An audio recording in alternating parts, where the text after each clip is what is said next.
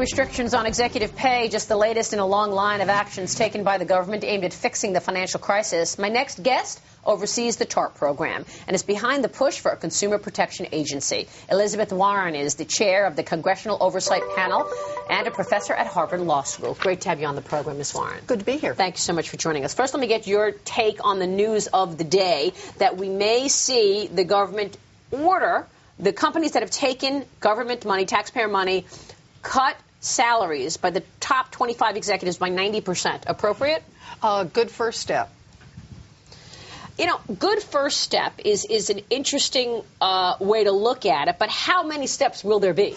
You know, I mean, that's what people are wondering. I mean, should this be the role of government to be telling CEOs how to pay their people? Of course not. But what we've got is we've got a broken system. And the broken system right now is taxpayers shovel money into these financial institutions, prop them up, and then private individuals are taking the money and running with it. That can't be the right system either. So, you know, it's not as if normal here works. What we really need, and what the Congressional Oversight Panel has been talking about since last January, is we need to change the underlying tax rules and the underlying corporate governance rules so that we get executive pay aligned with long-term survival of the institutions that they represent. And we need those rules straight across the board. The notion we can come in and say, okay, you're in trouble, you're in this particular industry, we're going to chop this one. What we really have to do is we have to have good, stable rules going forward that bring this system back into alignment. You make a great point. Tell me how tax policy should change. Well, tax policy right now largely says if you can make it in the short run, you know, if you can bet and win big, you walk home a winner.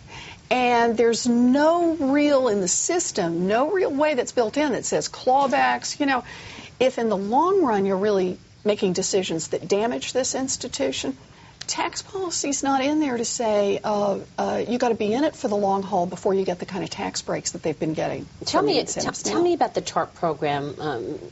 We've got the Treasury Department indicating late yesterday that it will begin winding down some of the programs aimed at the bigger banks. Good idea to start winding them down. Where are you on this? Absolutely. I think this is good news, you know, always on the assumption that we're really watching the numbers and we think these institutions are secure enough to do this. But the idea is they're starting to talk about a shift, pull back on the large financial institutions and push forward on better financial support for the small banks, for the little ones. Where has the money gone? We not only don't know, Maria, we're not ever going to know. Well, I don't understand how we do not know. I mean, your team has been overseeing it. What have you learned? It all started a year ago when Secretary Paulson put this money into the largest financial institutions, and he didn't ask, where is the money going to be used? We want to track it. We want to see how you're spending money now and how you spend money after you get it. As soon as he did that, he put it in and basically covered his eyes and said, I don't care how you spend it. Then the answer is we lost the ability to track it at that moment. Well, at this point, though, I mean, the administration is asking some of the banks to raise capital levels. And they're saying, look, if I'm going to be raising capital levels, then I'm not going to be lending because I've got to have my capital levels here, and you're also asking me to lend. Can you do both? Or, you know, but come on. This is just a shell game that we're playing here. Isn't this some version of three-card Monte?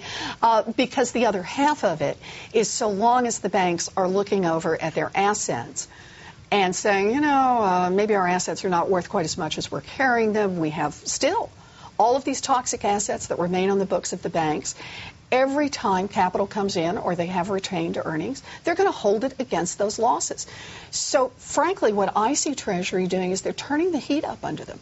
And they're saying you've got to show that you've got the kind of financial stability to survive, because if you don't, you're never going to start lending again. I mean, why do you think the banks don't lend right now? They don't lend because they want to hang on to money because they know what their balance sheets look like. Right. So it's really pressing them. You know, this is really a notion.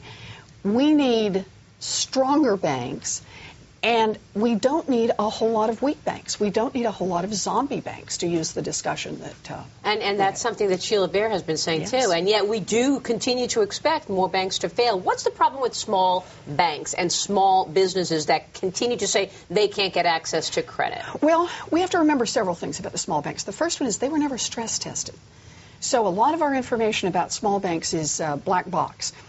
One of the things we do know about small banks, however, is that they disproportionately hold whole loans on the mortgages, and the government programs have all basically been about the asset-backed securities, so there wasn't much help on the whole loan front.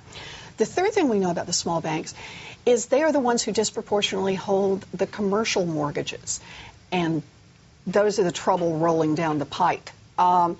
So there are a lot of reasons to be concerned about the balance sheets of many, many of the small financial institutions. The reason this is so important economically is the small banks are actually the ones who do most of the lending to the smaller businesses around the country. So we pump a lot of money into the big banks and try to get them stabilized, but that doesn't really restart small business lending. Right, we've got that has to be what small does that do? That gives us more too big to fail. That's exactly right. It gives us more large financial institutions that are not lending to help the American economy. Ms. Martin, great to have you on the program. We so appreciate it.